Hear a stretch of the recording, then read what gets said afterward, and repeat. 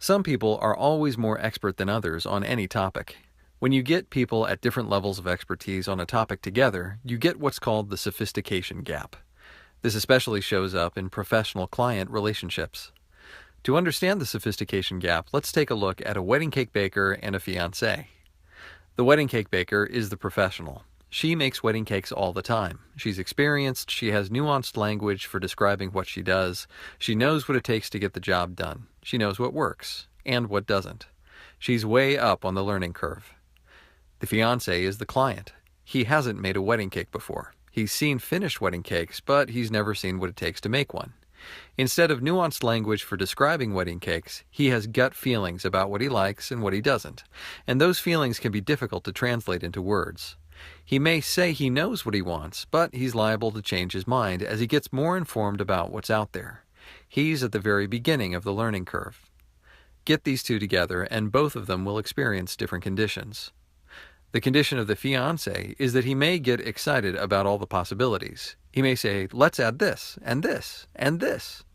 He might feel uncertainty. Is this even going to work at all? He may feel he's got the most skin in the game to lose. It's my wedding, I should be able to get exactly the cake I want. Or he may feel frustrated at his inability to express the gut feelings he's experiencing about what he likes and what he doesn't. The condition of the baker or the professional is that she may feel micromanaged. She may say, just let me worry about the details. She may feel like the fiancé is overcomplicating the cake. She may say not all this stuff is going to work on one cake. Or she may feel frustrated with her inability to express her nuanced language and expertise in a way that the fiancé will understand.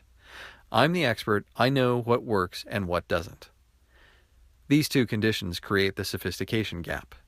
In the gap, you find frustration, misaligned expectations, and miscommunication stemming from an inability to express gut feelings on one side or nuanced experience on the other side. The sophistication gap is always there, but it's only a problem when the conditions result in either side making up stories about the other side. The professional and the client share the responsibility to bridge the sophistication gap, but most of that responsibility falls on the professional. The professional can bridge the gap by developing language that simply expresses process and nuance and reminding herself to be in service of the client. The client can bridge the gap by embracing a beginner's mindset of curiosity and openness, and trusting in the expertise of the professional that he's hired. Both the professional and the client can bridge the gap by agreeing on what success looks like up front, staying focused on that vision of success, and above all, patience and listening. As visual practitioners, we deal with this all the time. The more experience we get, the more we know what it takes to do our work, and the bigger the sophistication gap can be.